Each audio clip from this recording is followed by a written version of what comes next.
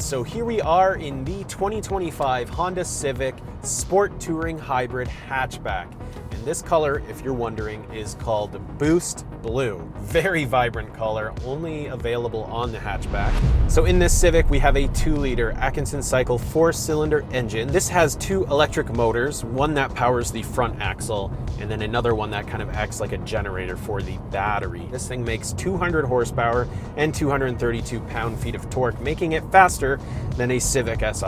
And basically when you're driving at lower speeds, this is completely powered by the electric motor and drives basically like an electric car.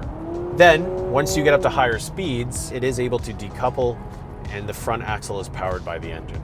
So this powertrain from Honda acts in 3 different ways. There is the EV mode. This kicks in when you're starting, cruising lightly, or braking. The gas engine stays off to save fuel and reduce friction. Then there's hybrid mode. The electric motor drives the wheels while the gas engine powers a generator to help charge the battery or give the motor extra juice when needed. Then you have engine mode. At higher speeds, the gas engine takes over and directly powers the wheels for better efficiency on the highway.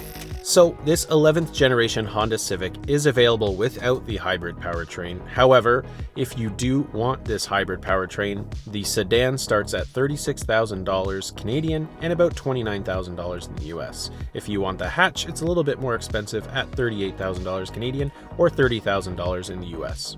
Here in front of you today is the Sport Touring Hybrid Hatchback, and this is the top level trim, $42,000 Canadian and $33,000 in the US, and yes, the sedan is slightly less money, and surprisingly, the Civic Si is less expensive at $39,000 Canadian or $30,000 in the US. So what does the Sport Touring include? Well, the big ticket items would be the 9-inch touchscreen. It has Google built in, wireless Apple CarPlay, wireless Android Auto. You do get a wireless phone charger, heated seats in the front and the rear, rain sensing wipers, front and rear parking sensors, LED headlights, both low and high beam. You do get the upgraded Bose audio sound system and leather trim seats. As well, this does include Honda's sensing technology. Now, just before we go further into this video, I want to quickly introduce today's sponsor, Cars.ca. What is Cars.ca? Cars.ca is more than just another listing website. Cars.ca is designed specifically for Canadians who are tired of ad-cluttered websites and confusing pricing. No annoying pop-up ads, no sketchy listings, just real cars from real dealerships. So you get to be my little chauffeur. I get to be your little chauffeur. Yeah, I mean, Cars.ca is pretty simple. It's a new marketplace, Canadian. Our big thing is that we want to make a site that is extremely easy for the end consumer to use, find their next car. One big thing that we've actually kind of tried to focus on is like there's no ads on the site. If you go there, you'll be like, wow, you know, I'm just trying to find a car. I don't want to have tons of different advertisements just all over the place, right? It can't be said for every place you look for a car. Especially this video right now. One of the best parts of Cars.ca is the Cars Confidence Price Badge system that shows you fair market pricing without dealer influence. So if you're in Canada and you're in the market for a Honda Civic, both used or new, make sure to check out Cars.ca first. And again, a big thanks to Cars.ca for sponsoring this video.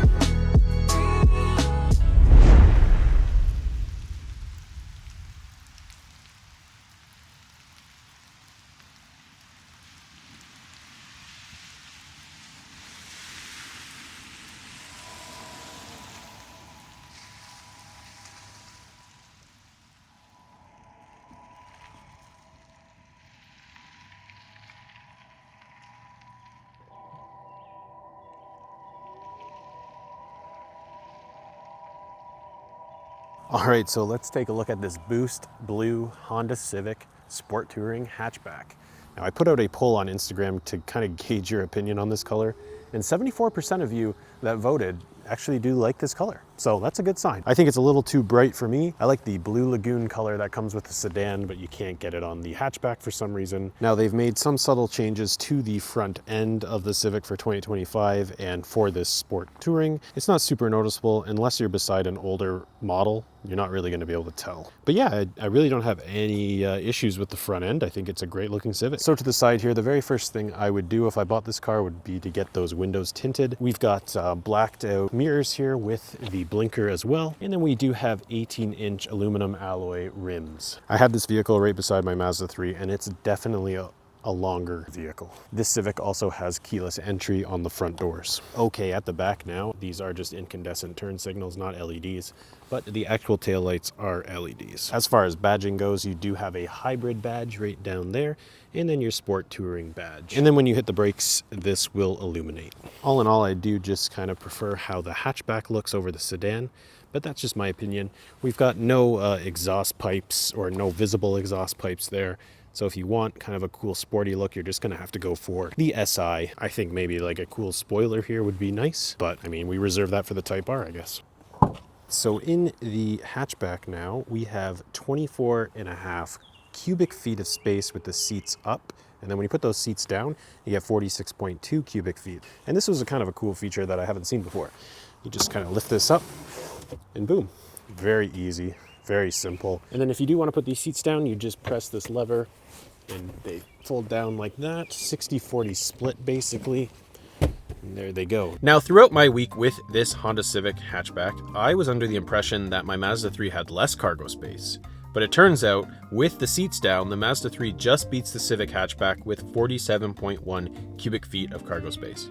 And it does look like you have a subwoofer back here for your Bose audio sound system, and you do have a little light here. However, unfortunately, there is no spare tire under the floor there. My Mazda 3 does have a spare tire. All right, so we got 413 votes across Instagram and YouTube this week, and out of all those votes, 83% of you approve of the design on the 2025 Honda Civic hatchback. If you're wondering what I'm sitting in right now, this is the 2025 Mazda CX-50 Hybrid. So this runs the RAV4 powertrain in it. And if this vehicle interests you, don't forget to subscribe. This video will be coming out in a couple weeks. Anyways, let's get back to the Honda Civic.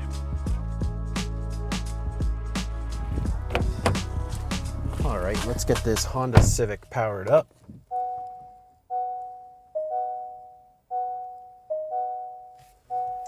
Now, before we get into all of this, I just want to say opening and closing the door feels a lot more solid in this Civic than it does in my Mazda 3. My Mazda 3 doors feel a little tinny when you open and close them. Just an observation. All right, so welcome to the interior space here in the 2025 Honda Civic. This is fully loaded, so this has all the features that you can get or that are available. This has a 9-inch touchscreen. This is wireless Android Auto and wireless Apple CarPlay only on this top trim. Otherwise, it's wired. It does fill the whole screen, which is nice, but you can hit this button here and then it brings back your main menu buttons. So that's kind of a nice feature. And then a bit more about the screen is it does have Google built in. So it has Google Maps, Google Assistant. We do also have Amazon Alexa in here. Last week I had the Honda Pilot and it didn't have the Google built in. So this is pretty nice. So here is the Google Assistant working. Can you turn the fan speed to full? Okay, changing the fan speed to the highest. And then we can also do other things like seats. Can you turn my heated seats on full? All right, changing the seat heater for the driver to the highest. Really nice. Now when we move over, this has a 10.2-inch driver's display. If you don't get this sort of higher trim, you get kind of the regular Honda Civic, you get a half digital, half analog gauge. Love that we have physical buttons to control fan speed and temperature. Love that, that's terrific. We do have, like I've shown you, heated seats in this car, 3 increments on each side. Below that, you do have 2 USB-Cs and a 12-volt plug right there. We do have a wireless charger and it works really well. It's actually a very well designed wireless charger. Your phone doesn't go flying around when you're driving. Really like that. Love this texturized material down here. Love that it's not piano black, because if this was piano black like my Mazda 3, it would be all scratched up. We do have some piano black in here across the dash here and in the door panel, but it's not in a spot where you're actually going to touch it, so you're probably not going to see any smudge marks on it. We have just a traditional shifter here. That is also really nice to see. Nothing weird where you have to go over and back and all that kind of stuff. So good job, Honda. Our drive mode button is down here, and we've got 4. We've got Econ, we've got Normal, Sport, and Individual, where you can adjust certain settings right here. Where you hit Customize, you can adjust your powertrain, steering, engine sound, and your gauge. Now, I really like the steering wheel as well. Good size. It does have a heated steering wheel button right there. Great spot for a heated steering wheel, by the way. This does have your lane keep buttons and your adaptive cruise control. The lane keep works really well. I'll show you on the driving portion of this video. And then you just kind of have your volume and seek track buttons over here. Now, I'm sorry if it's annoying that I compare this to my Mazda 3 all the time, but I do think if you're looking at a Honda Civic, you may be looking at a Mazda 3 as well. But I do have lumbar in that car. This seat does not have lumbar. And unfortunately, there are no controls in the passenger seat to raise it. The first complaint my wife had about sitting in this vehicle was that she felt like she was sitting really, really low. Unfortunately, there is no way to adjust that seat up. Another premium feature that my Mazda 3 has that this doesn't have is full up and down automatic windows across the board. This is just on the front, so you can do up and down automatically all the way. You have to hold the button for the back windows in this.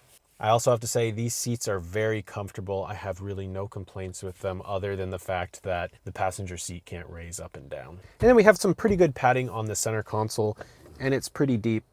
Very good for this sort of segment, and I will film it because I always forget to film center consoles. And then the doors have quite a bit of storage, and you can fit a big water bottle in there, no problem. So this is the biggest problem with the Honda Civic, and if this is the biggest problem, it's probably a minor issue, but I can't believe we don't have a 360 camera system here, and the fact that it doesn't take up the full screen either, and it's like 480p quality here. Yeah, it's not too good. I really like the 360 camera system on my Mazda 3. All right, so I can't believe it, but I completely forgot to film the rear seats. Here's a shot of them from the website. What I'll say is that they feel very spacious for a car in this segment, much more spacious than my Mazda 3, a lot more legroom, and decently comfortable. You do also get heated seats back there with this Sport Touring trim.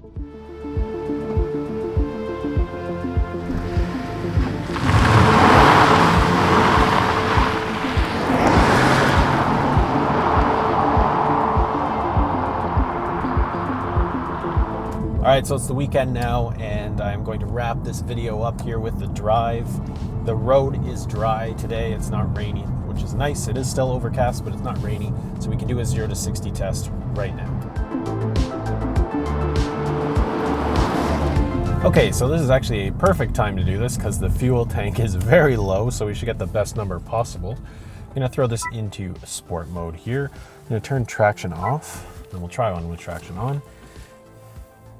And brake boost. Let's see.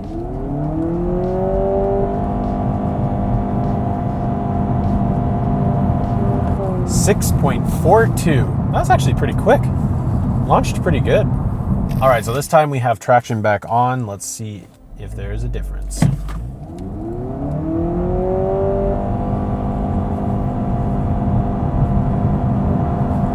.58. Okay, so that first number was pretty good. Interestingly enough, if you brake boost and kind of launch it, it just sounds like a normal CVT. There are no shifting gears. But then if you just kind of floor it from a standstill, the gears actually shift. Well, the fake gears.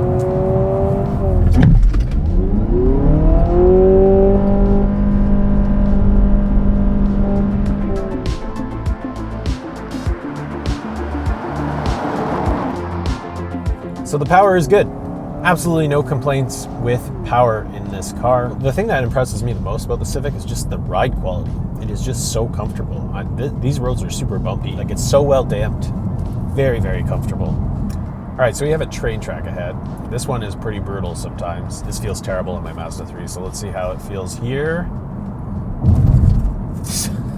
Way better. This vehicle is just such a nice, comfortable, smooth ride. Honda really nailed it when it comes to the ride quality in here. The Mazda 3, I feel the steering is a little sharper and it is heavier. This is more light, but it isn't super light. It does actually feel like it has some weight behind it, so that is nice. Yeah, this car feels really planted, really nice. That bump felt fine. Great. Now you might be like, Ian, I don't think this really competes with the Mazda 3 Turbo. Maybe not directly, because that isn't a hybrid, but I don't think people are so straightforward in their thinking as well. I don't think everyone's just going Honda Civic or Toyota Prius. For sure, I was more cross-shopping between like an SI and a GTI and a Golf R over, say, the top trim Honda Civic. But now that this has more power, this probably would have come up as one of my options.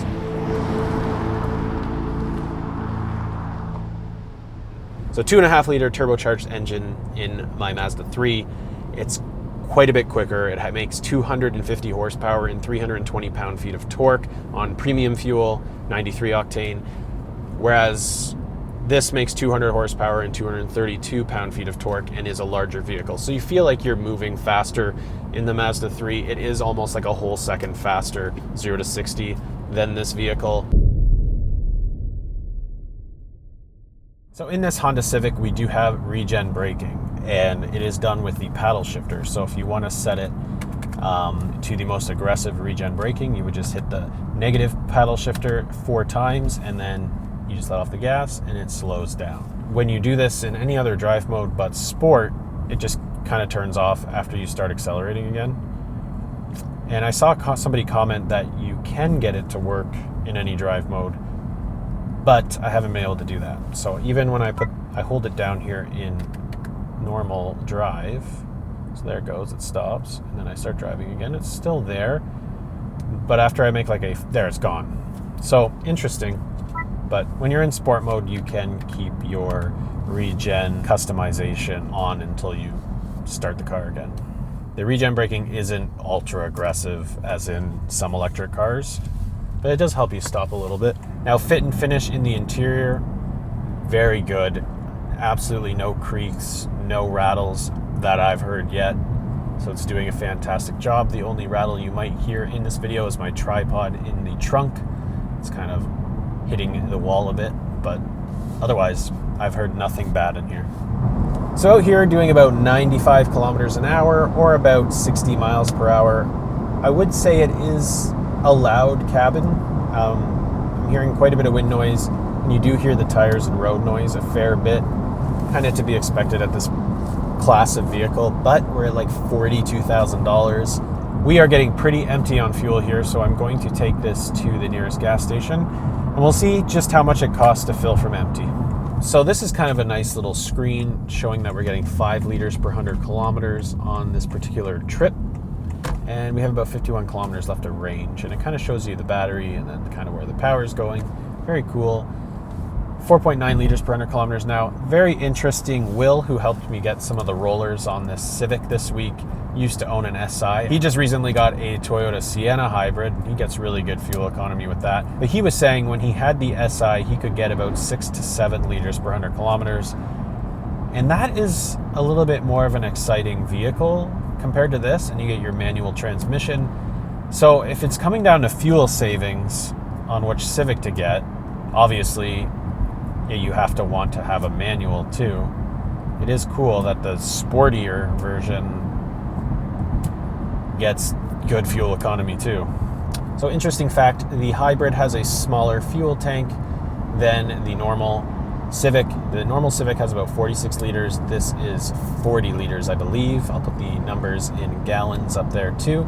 It is interesting because the savings you get from buying this hybrid are kind of washed away with how expensive the vehicle is over just the regular Civic. But yeah, so fuel tank is on the left side of the vehicle. So let's see how much this costs to fill up from empty.